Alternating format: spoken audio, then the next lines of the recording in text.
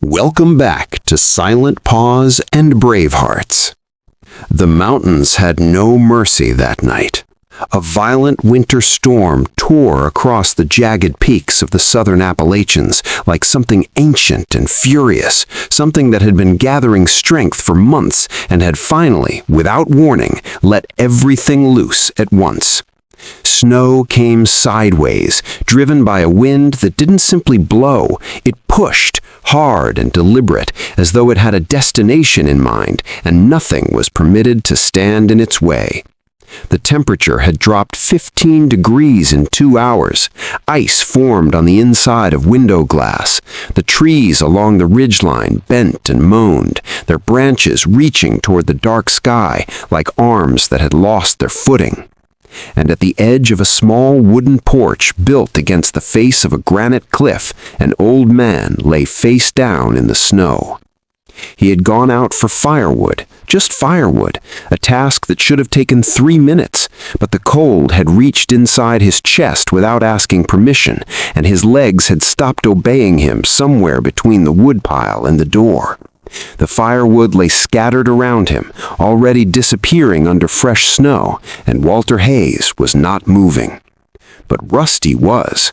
The dog pressed his warm muzzle against the old man's cheek and barked, not once, not twice, but continuously, with everything his aging body could produce, his voice rising into the screaming wind like a prayer that refused to go unanswered. He nudged Walter's face, he pawed at his shoulder, he circled him twice, whimpering in a way that was almost human in its desperation. And when none of it brought any response, when Walter's eyes remained closed and his breath continued in those shallow, barely visible clouds, the dog made a decision. He lay down across Walter's chest. He pressed every inch of his warm body against the old man's heart and stayed there, absorbing the cold into his own fur, offering every degree of warmth his frame could produce. The wind tore across the porch above them, the snow deepened silently around them both, and Rusty did not move, not 1 inch, because leaving was a language he had never once learned, and he was not about to learn it tonight. To understand the full weight of that moment, you have to go back. You have to walk into the life of Walter Hayes from the beginning and understand what he had been carrying long before he ever came to these mountains. Walter had enlisted at 19, the son of a quiet Virginia tobacco farmer who believed, without drama, that service was simply what a man did when his country called. He served 2 full tours. He came home changed in ways that the people who loved him could see plainly but could not reach. He tried to explain it once to his father on a warm August evening, and his father had listened and said quietly, "Some things don't have words yet, son. Give them time." But time was not always the remedy people promised it would be. There was one night that lived inside Walter differently than all the others, one specific, irreversible night that had never softened with the years. It was the autumn of his second tour, a valley operation that had gone wrong almost from the first hour. Walter's unit was moving through a tree line when the firing started, sudden and close, coming from a direction nobody had anticipated. Men scattered, radios failed, the world compressed into seconds that felt simultaneously eternal and instantaneous. Daniel Mercer went down 30 yards to Walter's left. Daniel was 22 years old, from a small town outside Knoxville, Tennessee. He had a younger sister named Abby who sent homemade peanut butter cookies every 6 weeks, and he shared every single one without keeping a crumb for himself. He laughed at his own jokes before finishing them. When he smiled, his whole face participated. He was the kind of young man who made every room feel slightly warmer than it had been before he walked in. Walter had heard him call out. He had turned, seen him fall, and started moving immediately, the way you move towards someone you have already decided you will not leave behind. But the darkness swallowed the distance between them, and the chaos pressed from every side, and in the terrible arithmetic of those few seconds, Walter lost his bearing. He called Daniel's name more than once. The night gave nothing back. When the firing stopped and the gray, terrible quiet settled, Daniel Mercer was gone. Something inside Walter shifted that night in a way that no amount of time would ever fully correct. Not broken. Walter was not a man who broke easily, but permanently altered. Like a bone that heals slightly out of alignment. Functional, upright, but never quite the same. He had a plain brown composition book he had been writing in for years. Not a diary, more like a record of conversations he needed to have, but had no one to have them with. Many entries were addressed to Daniel, written in Walter's careful, unhurried hand in the late hours when the thoughts he spent his days suppressing rose to the surface and demanded honesty. Daniel, one entry read, "I still hear you call out. I still hear myself call back and get nothing. I don't know how to stop hearing it." He had tried for years to live the life expected of him. He worked, he kept appointments, he said the right things at the right times. But the world felt wrong, too loud, too fast, too insistent on a lightness he could not locate inside himself, no matter how sincerely he searched. He found the land on a Tuesday in November, a forgotten parcel deep in the Blue Ridge Mountains, steep and rocky and cold, dismissed by every practical person who had ever stood on it. The realtor apologized twice. But Walter stood on that rocky slope with the wind in his face and the smell of pine and granite filling his lungs, and felt something release in his chest that had been held tight for so long he had forgotten what breathing without resistance felt like. He bought it for almost nothing. He told no one where he was going, and he left. He did not go alone. Rusty had come into Walter's life through the side door of a county animal shelter on a rainy Tuesday in October, 2 years before the move. Walter had gone only to drop off old blankets, but the volunteer asked if he wanted to walk through, and 4 rows back, he stopped walking entirely. Most dogs pressed forward when visitors passed, eager, hopeful, performing. Rusty sat quietly in the back of his space and looked at Walter with the steadiest eyes he had encountered in a very long time. Not sad, not desperate, simply present, watching. The eyes of a creature that had learned patience the hard way and had not let it make him bitter. 11 weeks in the shelter, passed over repeatedly, medium size, brown fur, one ear slightly lower than the other from some old injury. Nothing that photographs well on an adoption website. Walter stood at that kennel door without speaking for a long moment. Then, almost to himself, he said, "Has he been waiting long enough?" He filled out the paperwork that afternoon. From his first night in Walter's house, Rusty understood something essential about this man that most people had missed. That he didn't need fixing or cheering or redirecting. That what he needed, the thing he had needed for years without being able to name it, was simply the presence of another living soul that was not going anywhere. Rusty provided this as naturally as breathing, and on the nights when Walter sat at the kitchen table with his composition book open, Rusty would rest his chin on Walter's foot and breathe slowly, and the house would feel, against all reasonable expectation, like enough. "Daniel," Walter wrote one of those nights, "I got a dog today. He's got one ear that sits lower than the other, and he looks at me like he's already figured me out. I think I might be all right." The cabin Walter built over 2 summers was small and imperfect and entirely his. The cave behind the cliff became their unexpected gift. Stable temperatures in the deepest cold, a slow crystalline drip of mountain water falling into a natural stone basin. He brought chickens, then 2 sheep he called Old Girl and the Little One. He cleared rocky soil and learned, through patient failure and occasional triumph, to grow beans and potatoes and hardy greens. The smell of turned earth in April became one of the finest things in his life. Rusty took to the mountain as though he had been made for it, patrolling the perimeter with focused seriousness each morning and evening. One autumn night, a coyote came down the slope toward the sheep pen. Rusty's bark split the dark at 2 in the morning, and the dog hit the slope at a full run, charging directly at the intruder without slowing, barking with a ferocity entirely disproportionate to his size. The coyote vanished back up the mountain. Walter knelt on the cold porch when Rusty returned and held the dog's face in both hands, his eyes full. "You guard this land better than any soldier I ever knew," he said, and he meant every word. The evenings were the holiest hours. Fire lit, pine smoke drifting through the cabin, wind at the windows. Walter would open his composition book and talk about Daniel, about the valley, about his father and the gold Virginia light in September, about grief and guilt and the slow, imperfect work of making peace with a life that had not gone the way a 19-year-old boy had imagined it would.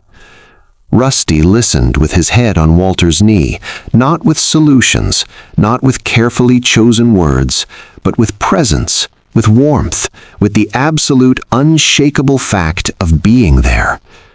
But there was one evening, deep in their 4th winter, when something gave way inside Walter Hayes that had been holding on for a very long time.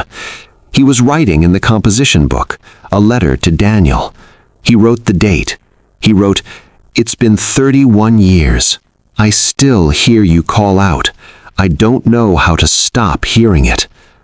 And then Walter Hayes, 70 years old, veteran of 2 tours, builder of cabins and keeper of sheep, put his face in his hands and wept. Not the quiet, controlled tears he sometimes permitted himself, but fully, completely, with his whole body, the way grief demands when it has been patient long enough and will not be managed any further. He wept for Daniel, for the valley, for the boy he had been, and the man the war had made him, and all the long years of carrying what he carried alone. Rusty was off the floor before the first sob had fully formed. He pressed himself against Walter's legs with his whole body, firm, insistent, unwavering. He pushed his head up under Walter's hands. He climbed partially into his lap, awkward and too large for it, not caring at all. He pressed his face against Walter's face and stayed there, completely still, completely present, while the grief moved through the man above him like a storm that had needed to break for 30 years. Walter's hands found Rusty's fur, held on, and slowly, breath by breath, the storm began to pass.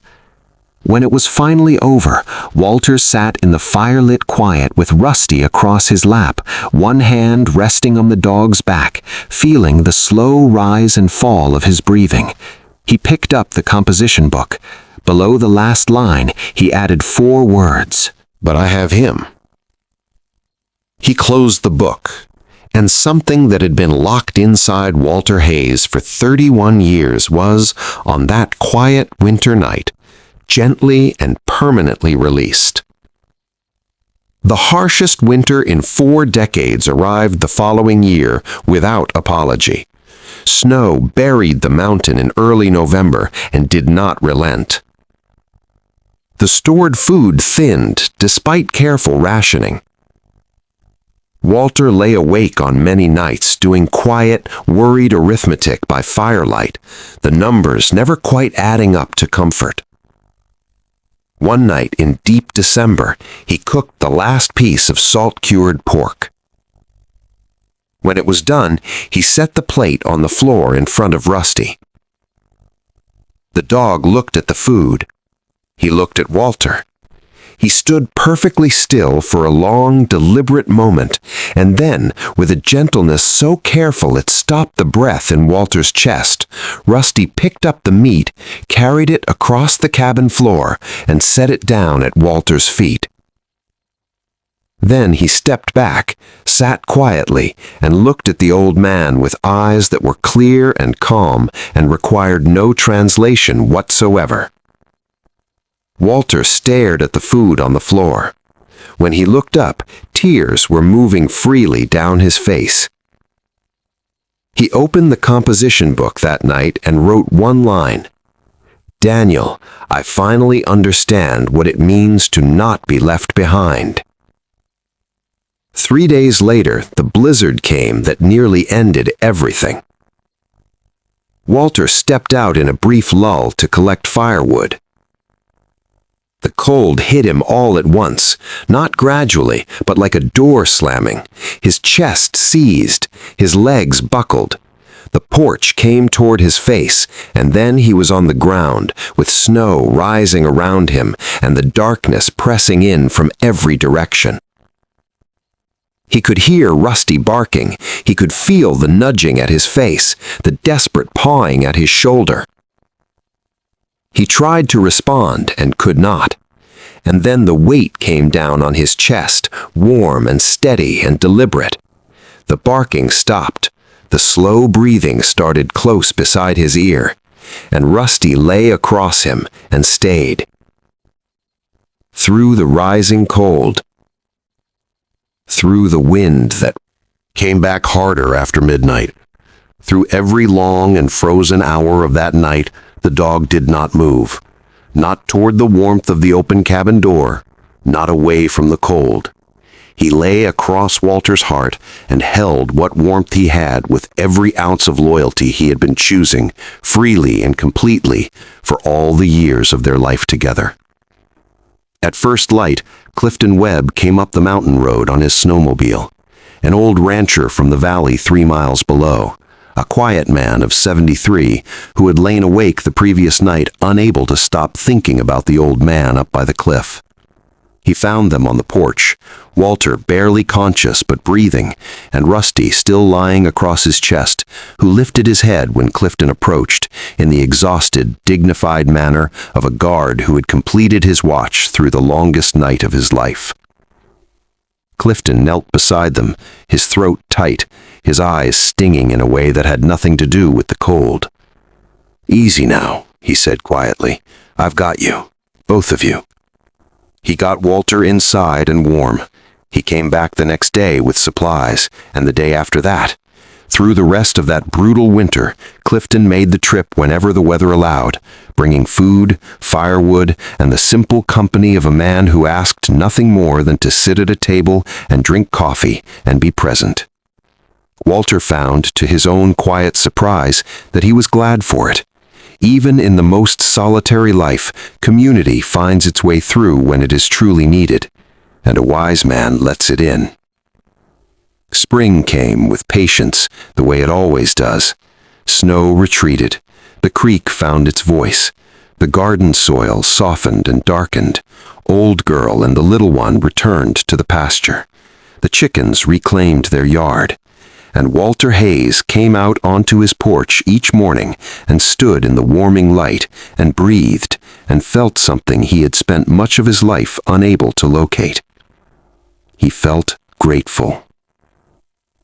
In late April, 2 young travelers came through the valley on an old hiking trail. They had been told the land near the cliff was abandoned. They expected a ruin. Instead, they found smoke from a chimney, sheep grazing near the cave, chickens in the yard, and an old man sitting on his porch steps in the morning sun with a gray-muzzled brown dog stretched out beside him, head resting on his knee, eyes half closed in the warmth. One of the travelers, a young woman of about 25, stopped at the edge of the property. "Sir?" she called carefully. "Did you make it through the winter up here, alone?" Walter looked up. The mountain air was cool and clean. Around him, the peaks stood in their ancient grandeur. Beside him, Rusty breathed slowly and steadily beneath his hand. Walter was quiet for a moment. Then he smiled, slowly, fully, with his whole weathered face, the real kind, the kind that costs something and is therefore worth everything. He scratched Rusty's ears gently. "I wasn't alone," he said, and in the quiet that followed those 3 words, everything that needed to be said had been said.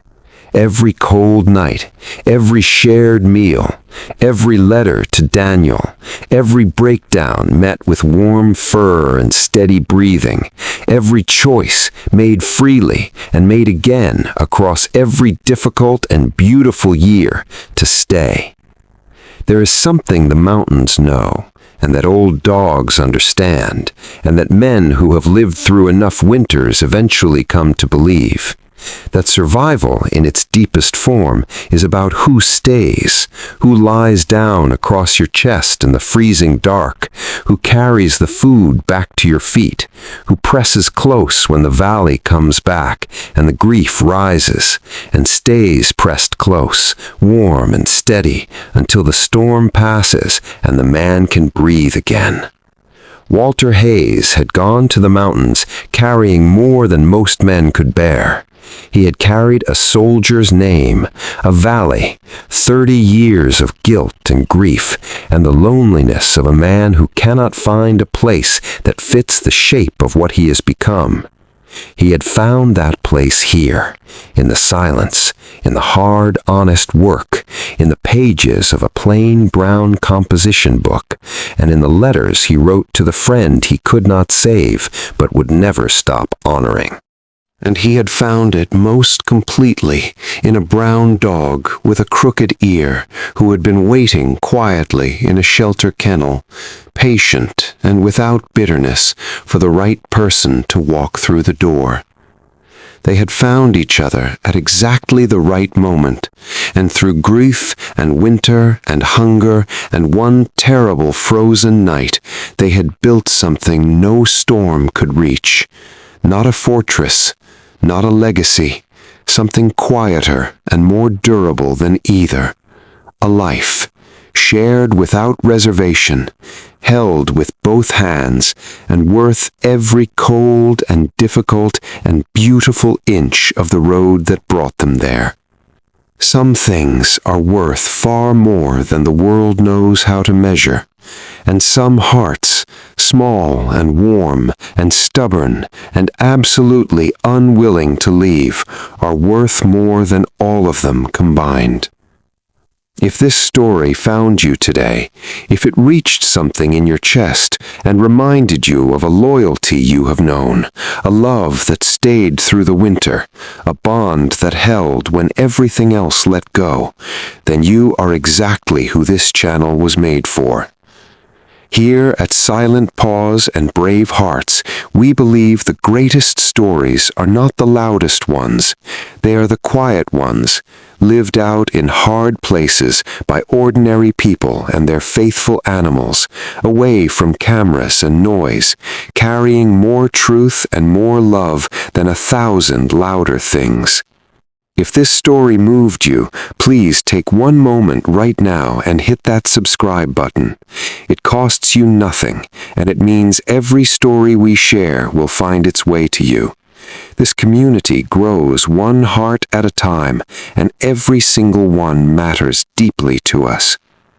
If someone in your life is carrying a heavy winter right now, please share this with them. Sometimes the right words at the right moment are the most generous thing one person can offer another. And leave us a comment below. Do you have a Rusty in your life? Someone who stayed when staying was hard? We read every single one. Your stories matter here. We will see you in the next story. Until then, hold the ones you love a little closer tonight. Say the things that need to be said. And remember, the most faithful hearts don't always walk on two legs.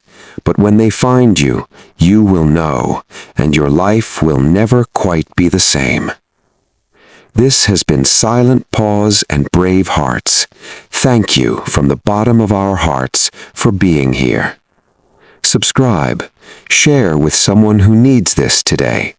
Tell us about your Rusty in the comments. Come back whenever you need to be reminded that loyalty is real, love endures, and no faithful soul is ever truly alone.